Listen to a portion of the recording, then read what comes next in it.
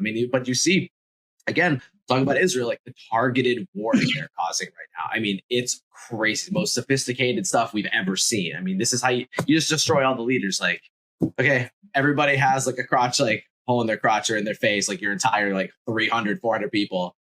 And then now they take out the leaders. They just take out the leader of Hezbollah.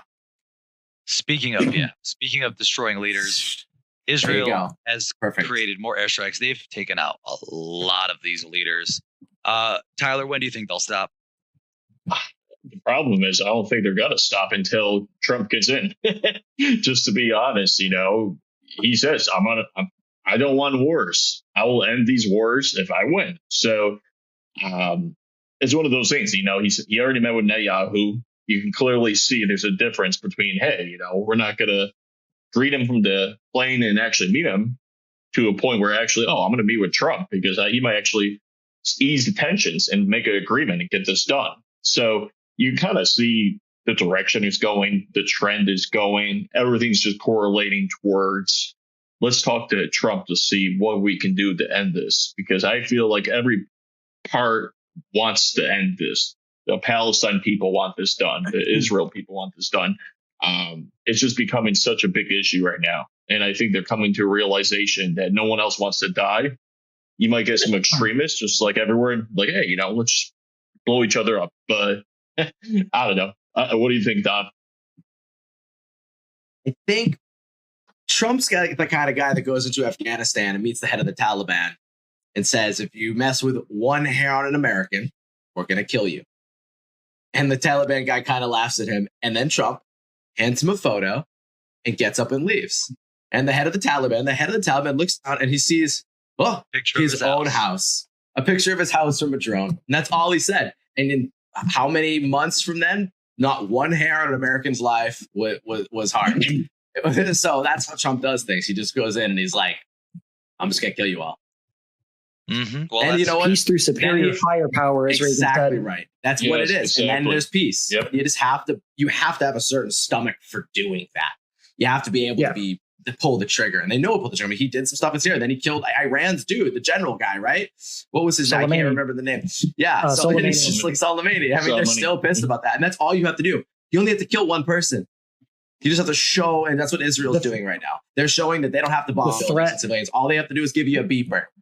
And now they've taken out the whole command and control structure. And now Iran's got to be like, well, if we get in the war, we don't have Hezbollah and we don't have Hamas because that was their support in the war. And Russia has been depleted now. Russia can't go either. So Iran's actually in a bad situation. And China, they can't really make moves because in a way, it has been kind of a successful tactic. Russia's been depleted and Russia's bogged down.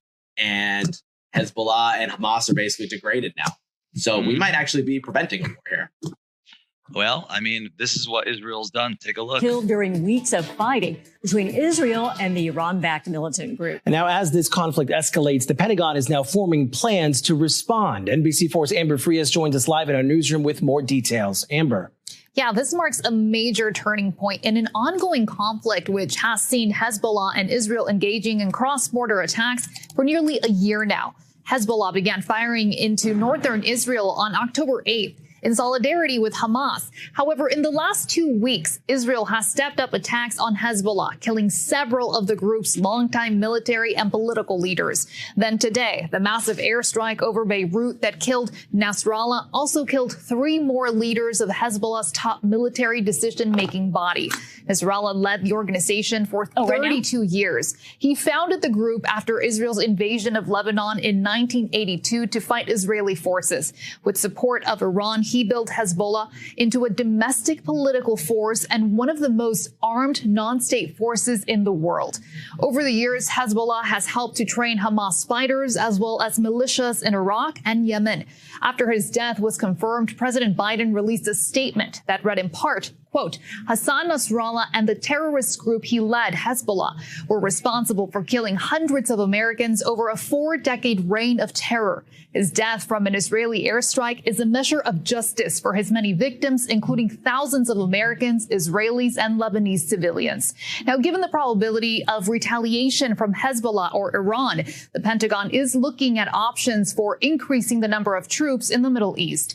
Currently, the U.S. has about 40,000 troops in the region. Live in the newsroom, Amber Frias, NBC4 News. Amber. So, yes, I will say one thing about Israel. Israel does have the American spirit. When they go to bomb, they go to bomb. And it doesn't matter, how small the maybe it was bomb Iran. That's the next step. Bomb.